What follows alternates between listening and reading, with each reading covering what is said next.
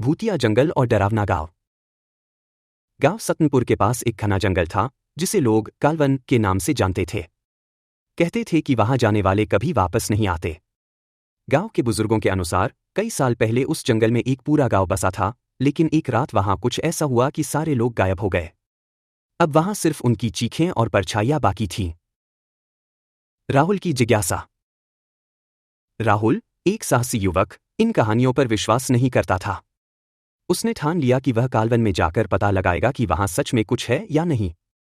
उसके दोस्त अजय और विक्रम ने उसे बहुत समझाया, मगर राहुल नहीं माना। रात का सफर। एक रात राहुल टॉर्च और एक लकड़ी लेकर जंगल में चला गया। जैसे ही वह जंगल के अंदर पहुंचा, उसे महसूस हुआ कि यहाँ की हवा बाकी जगहों से अलग है, भारी और ठंडी। चारों ओर अजीब सी सरसराहट थी, जैसे कोई उसे देख रहा हो।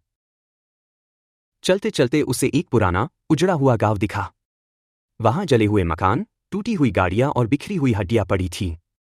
तभी उसे एक झोपड़ी से किसी के फुसफुसाने की आवाज आई, वापस चले जाओ, मर जाओगे। राहुल ने हिम्मत जुटाकर झोपड़ी के अंदर झांका।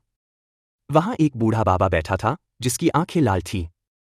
बाबा ने राहुल से कहा, तूने बहुत बड़ी गलती कर दी, लड़के। यहां जो आया वो कभी जिंदा नहीं गया। भयानक साया।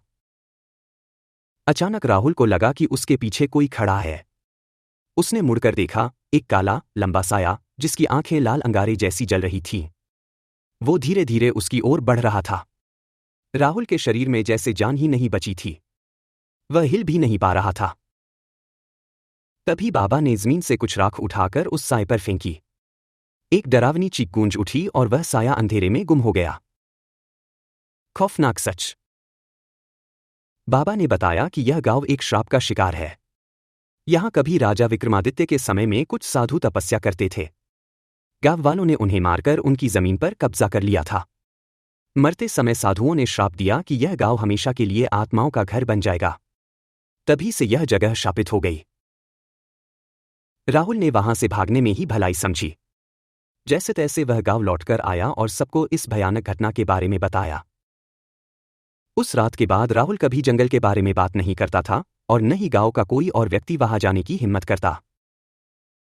पर हाँ, कुछ लोगों का कहना था कि कभी कभी रात के सन्नाटे में कालवन से किसी के रोने और हंसने की आवाजें आती थीं। समाप्त।